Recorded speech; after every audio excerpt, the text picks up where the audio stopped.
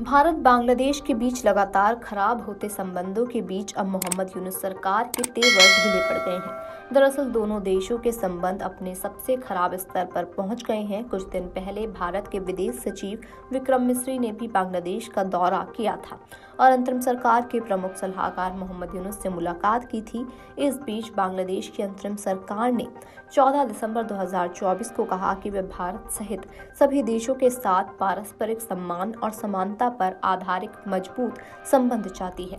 Dhaka Tribune अखबार की खबर के अनुसार विदेश मामलों के सलाहकार मोहम्मद तौहीद हुसैन ने नरसिंगड़ी के रायपुरा और बेलाबो उपजिलों में अधिकारियों, पत्रकारों, नेताओं और बुद्धिजीवियों के साथ 2 अलग-अलग बैठकों के दौरान ये टिप्पणियां की हैं। मोहम्मद तौहीद हुसैन ने कहा कि बांग्लादेश ने भारत को संदेश भेजा है जिसमें अच्छे संबंधों की इच्छा जताई गई है, लेकिन ये आपसी हितों पर आधारित होना चाहिए। हुसैन ने कहा कि बांग्लादेश सभी देशों के साथ सम्मान और समानता के आधार पर अच्छे संबंध चाहता है और सरकार इस लक्ष्य की ओर काम कर रही है। हुसैन ने अंतरिम सरकार की निष्पक्ष शासन व्यवस्था के प्रति प्रतिबद्धता पर भी जोर दिया, जिसमें छात्रों समेत जनता की चिंताओं को दूर करना और निष्पक्ष चुनाव सुनिश्चित करने के मकसद से सुधारों को लागू करना शामिल है।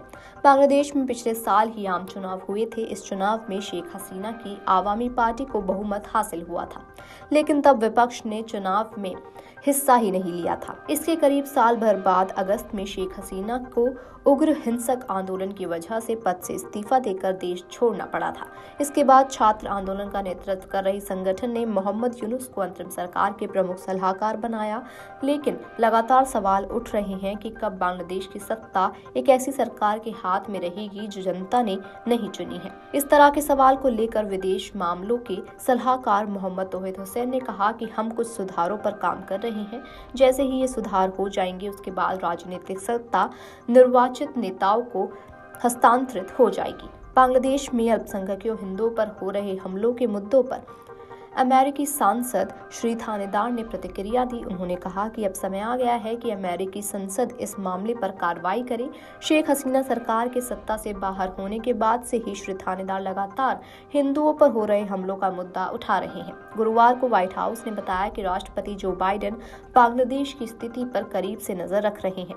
बांग्लादेश में हिंदुओं पर हो रहे हमले पर अमेरिकी सांसद श्री थानेदार ने कहा कि भीड़ ने हिंदू मंदिरों को नष्ट कर दिया। अब समय आ गया है कि पर अमेरिकी संसद और अमेरिकी सरकार कार्रवाई करे।